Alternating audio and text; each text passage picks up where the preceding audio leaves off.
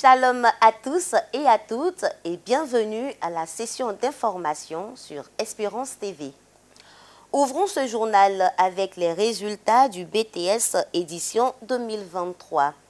21 720 candidats sont déclarés admissibles aux examens du brevet de technicien supérieur, toutes filières confondues, soit un taux national de 40,97% contre 46,06% en 2022.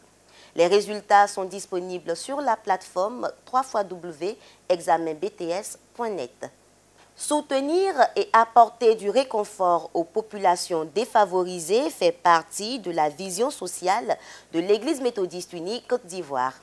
Avec le Comité méthodiste uni de secours à l'échelle mondiale, l'ONG Le Réservoir de Siloé de l'Église méthodiste unie Côte d'Ivoire a offert 1900 feuilles de tôle aux habitants de Zokolilié à Lakota après une violente tornade qui s'est abattue sur le village en 2022. C'est un ouf de soulagement que les populations de Zokolilié, village situé à quelques encablures de Lakota, ont laissé entendre le mercredi 30 août 2023. Cet apaisement fait suite aux dons de l'Église méthodiste unie Côte d'Ivoire après le sinistre qu'a vécu ce village en juillet 2022. En partenariat avec l'UMCOR, le Comité méthodiste uni de secours au niveau mondial, l'ONG Le Réservoir de Siloé de l'Église méthodiste unie Côte d'Ivoire, qui œuvre dans l'humanitaire, est la structure initiatrice de cette action. Et nous intervenons dans le domaine de l'humanitaire, dans le domaine de la sécurité alimentaire, mais aussi des projets et pour la lutte contre la pauvreté. Ici, AMCOR a fait un don de $50 000, un peu plus de 25 millions, pour pouvoir acheter des tôles, pour venir en aide à 50 familles sinistrées. Il faut dire que c'est 1900 tôles de 4 mètres, directement payées à l'usine. Le reste des tôles va servir à couvrir l'église méthodiste unie Côte d'Ivoire, à l'église à risque, au marché. La mosquée sera aussi couverte. Au nom des habitants de Zokolilié, Dr Aouman Tedje, président du comité de gestion qui regroupe les cadres de ce village, a exprimé sa gratitude pour ce geste. Une tornade a détruit 90% des habitations des lieux publics du village. C'est dans ce contexte de crise que l'Église s'est souvenue de nous, à travers les appels que nous avons lancés, les dons qui nous sont faits. Nous sommes très heureux. Nous voulons dire merci au bishop, à tous ses collaborateurs pour s'être souvenus de Zokolilié.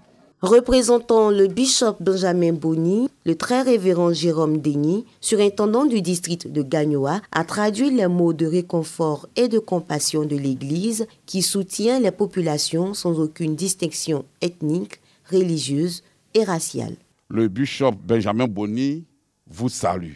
L'assistance aux personnes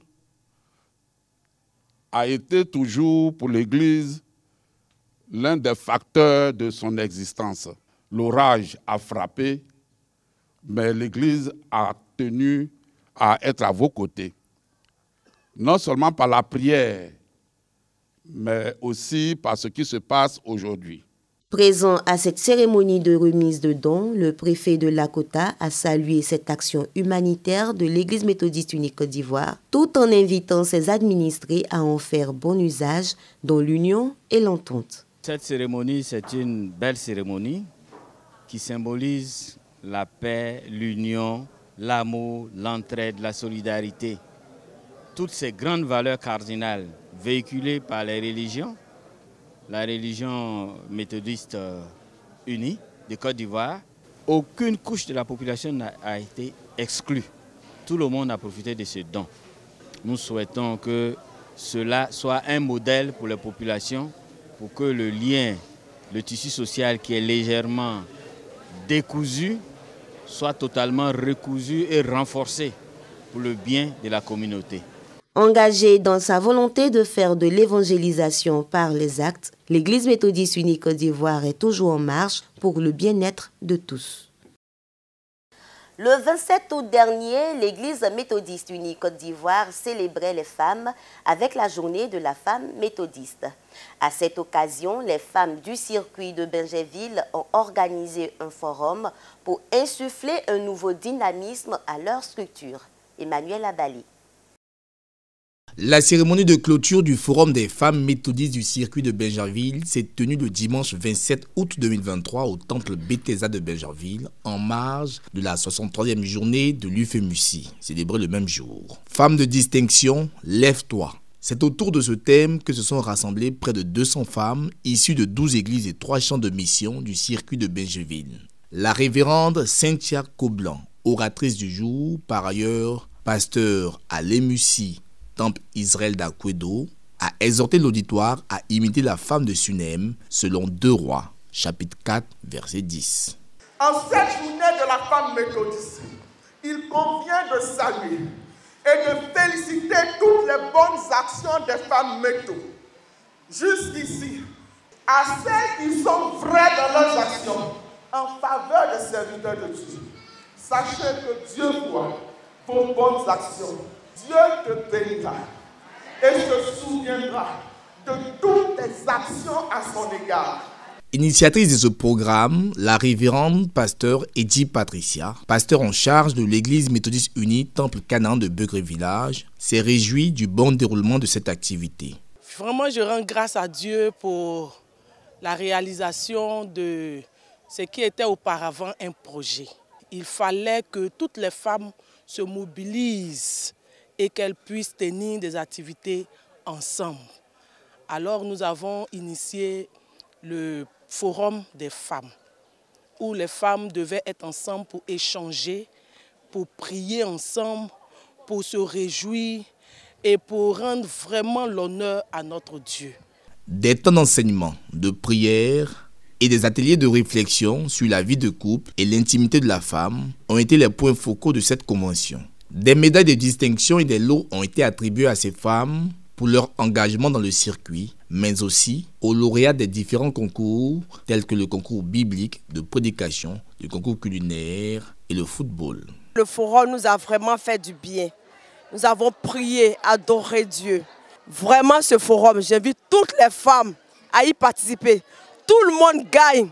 Et à partir de là, nous serons toujours des femmes de distinction, les femmes de prière.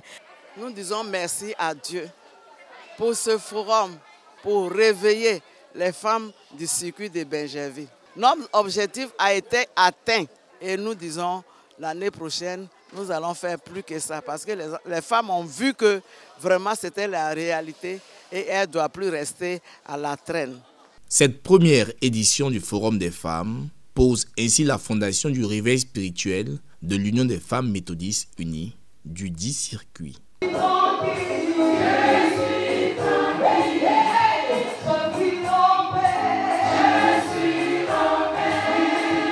Redynamiser le mouvement des Boys Brigade, c'est tout le sens de la conférence régionale ouest-africaine des Boys Brigade qui s'est tenue récemment à Abrebi, dans le district de Jacquesville. Elle vise à accentuer la discipline dans la conduite des jeunes dans leur communauté. Des précisions avec Raphaël Dompé dans ce reportage de Lionel Niaba. Du 25 au 27 août 2023 s'est tenue la conférence régionale ouest-africaine des Boys Brigade. Cadre choisi pour abriter l'événement, le village d'Abrebi dans le district de Jacquesville. L'objectif de cette rencontre est le repositionnement des Boys Brigade dans la fraternité régionale ouest-africaine. C'est la première fois qu'un pays francophone reçoit cette activité.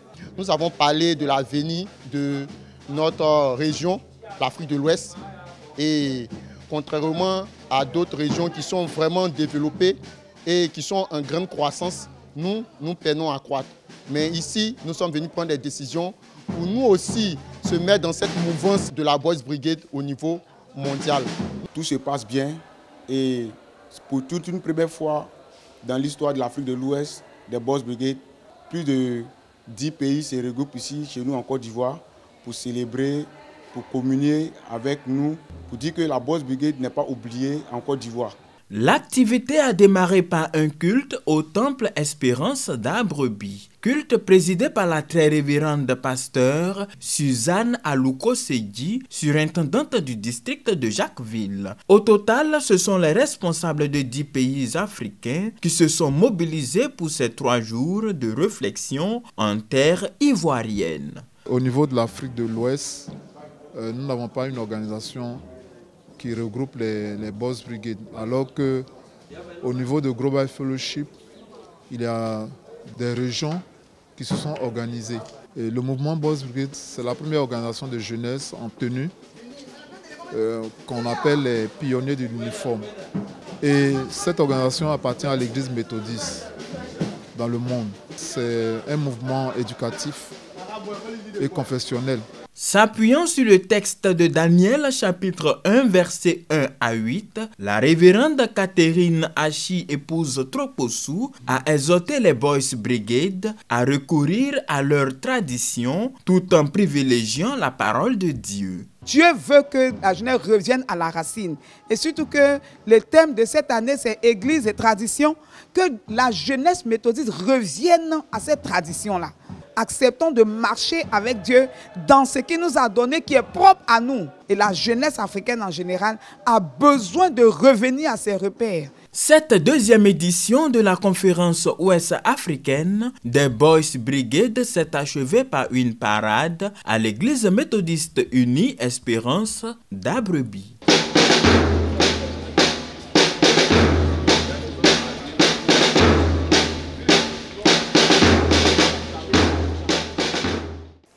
La page internationale de cette édition s'intéresse à l'arrivée du pape François en Mongolie ce vendredi 1er septembre 2023. Objectif de cette première visite, soutenir la minorité catholique dans cette vaste nation d'Asie, enclavée par la Russie et la Chine.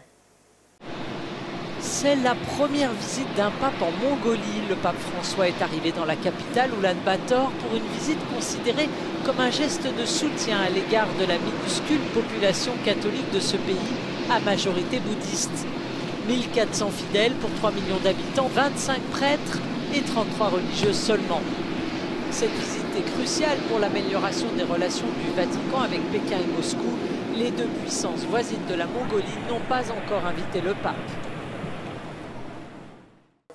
Revenons pour dire que selon le calendrier ecclésiastique méthodiste, le dimanche 3 septembre prochain est consacré à la jeunesse méthodiste. Toutes les organisations de jeunes seront à l'honneur dans les églises locales. Les festivités officielles se tiendront au temple John Wesley de la Riviera Palmeraie. Ainsi s'achève ce journal. Merci de nous avoir suivis et restez connectés sur Espérance TV en continu sur le site www.espérancetvemu.ci. Excellent week-end, que Dieu vous bénisse.